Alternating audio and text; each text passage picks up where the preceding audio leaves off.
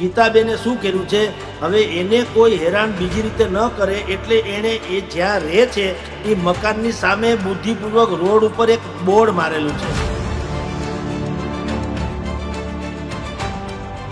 સામત ગોગન ઓળેદરાની પણ આ વિવાદની અંદર એન્ટ્રી થઈ હોય તેવું લાગી રહ્યું છે.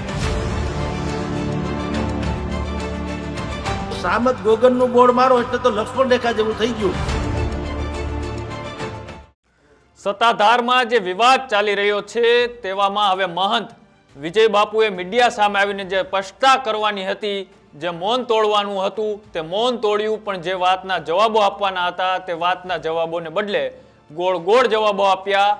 અને આની મંદિરના જે વિવાદ ચાલી રહ્યો છે આ વિવાદની અંદર એક બીજો પણ મોટો ખુલાસો થયો છે, એટલે કે પોરબંદરના ગેંગસ્ટર સામત ગોગન ઓળેદરાની પણ આ વિવાદની અંદર એન્ટ્રી થઈ હોય તેવું લાગી રહ્યું છે. તો નમસ્કાર, આપ જોઈ રહ્યા છો ન્યૂઝ રૂમ ને આપની સાથે છું કૃણાલ આહિર. જે સત્તાધારનો વિવાદ કેટલા દિવસોથી ચાલી રહ્યો છે અને આ વિવાદની અંદર અનેક આક્ષેપો કરવામાં આવ્યા તેમના સગા મોટા ભાઈ દ્વારા, અને તેમના સગા મોટા ભાઈ દ્વારા જે આક્ષેપો કરવામાં આવ્યા હતા ગીતા વ્યાસને લઈને. ગીતા વ્યાસ કોઈ પણ હોદ્દા વગર આ મંદિરમાં ગેરરીતિ રીતે મોટા વહીવટો કરે છે, જુગારો રમે છે અને આ મંદિરની અંદર મોટા પાયે ગફલાઈઓ કરી છે તેવા આક્ષેપો તેમના જ મોટા ભાઈ મહંતના એટલે કે નીતિન ચાવડા દ્વારા કરવામાં આવ્યા હતા. અને વધુમાં તેમને જે વાત કરી હતી કે પોરબંદરના માથાભારે શખ્સો દ્વારા મને અવારનવાર ધમકીઓ આપવામાં આવે છે, એ ધમકીઓ કોણ આપતું હતું અને કોના દ્વારા જે ધમકીઓ આપવામાં આવતી હતી તેને લઈને આજે અમારી જગદીશ મહેતા સાથે જે વાતચીત થઈ તે વાતચીતની અંદર વરિષ્ઠ પત્રકાર જગદીશ મહેતાએ આના પડદો ઉચકાવી દીધો અને જે પોરબંદરના ગેંગસ્ટરનું જે નામ આવતું હતું તે બીજું કોઈ નહીં પણ સામત ગોગન ઓળેદરાના નામનો ઉપયોગ કરીને એમને જે ખુલાસા કર્યા તે પણ એકવાર સાંભળો. ગીતાબેને શું કર્યું છે? હવે એને કોઈ હેરાન બીજી રીતે ન કરે એટલે એને એ જ્યાં રહે છે એ મકાનની સામે બુદ્ધિપૂર્વક રોડ ઉપર એક બોર્ડ મારેલું છે અને એ બોર્ડ બહુ બહુ રસપ્રદ છે. બોર્ડમાં શું? એ બોર્ડ એવું છે કે અહીંયા સામત ગોગનની વાડી આવેલી છે.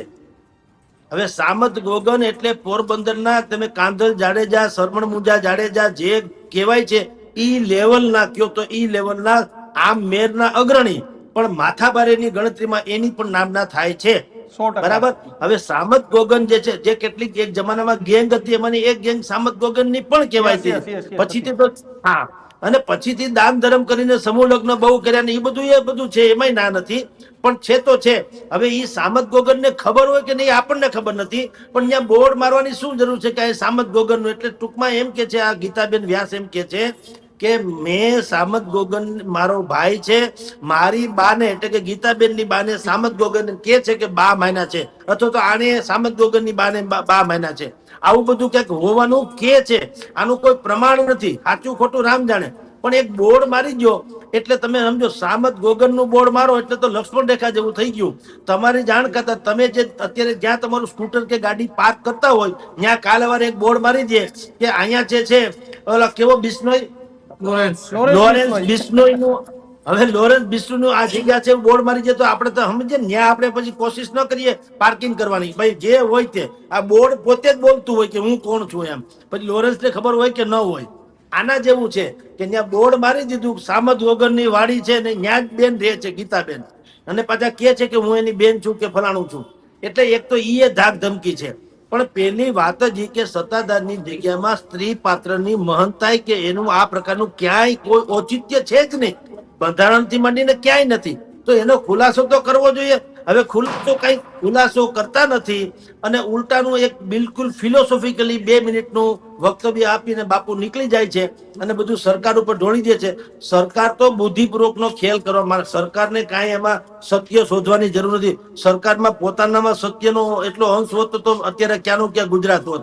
એટલે સરકાર કઈ ન કરે એને તો હું તે આગામી ચૂંટણીમાં આના કોઈ ઘેરા પ્રત્યાઘાત ન પડે એટલે એ બુદ્ધિપૂર્વક શું કરશે, અત્યારે વહીવટદાર નિમી દેશે. વહીવટદાર જેમ જુનાગઢની 3 જગ્યામાં નિમી દીધા, અહીંયા કદાચ વહીવટદાર કદાચો એ વહીવટદાર નિમી દે તો હમણાં ટાઢું પડે, પછી ચૂંટણી પૂરી થાય પછી જે થવું થાય. આ એનો ઈલાજ નથી પણ આ ઇન્ટરવલ છે, પછી ક્લાઇમેક્સ બાકી રહેશે.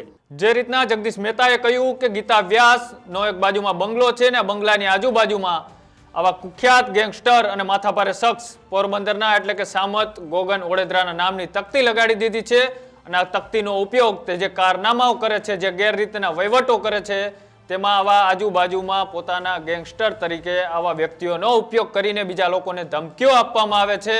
અને ગીતા વ્યાસ જે બંગલામાં રહે છે તેની આજુબાજુમાં આવા વ્યક્તિઓની તકતી લગાડી દેતા ત્યાં બીજા કોઈ લોકો ઝડપથી પહોંચવાનો પ્રયાસ નથી કરતા તેવી પણ જગદીશ મહેતા દ્વારા જે વાત કરવામાં આવી તેને લઈને હવે જે પોરબંદરની આ મંદિરના વિવાદની અંદર જે એન્ટ્રી થઈ છે અને એન્ટ્રીની અંદર જે સામત ગોગન ઓડેદરાનું જે નામ ફરી વખત ચર્ચામાં આવ્યું છે તેને લઈને આપનું શું કહેવું છે એ અમારી કોમેન્ટ બોક્સની અંદર અચૂકથી જણાવજો. અને આવા જ અવનવા અહેવાલો જોવા માટે અમારી યુટ્યુબ ચેનલ ન્યૂઝ રૂમને આજે જ લાઈક કરો, શેર કરો અને સબસ્ક્રાઇબ કરો. નમસ્કાર.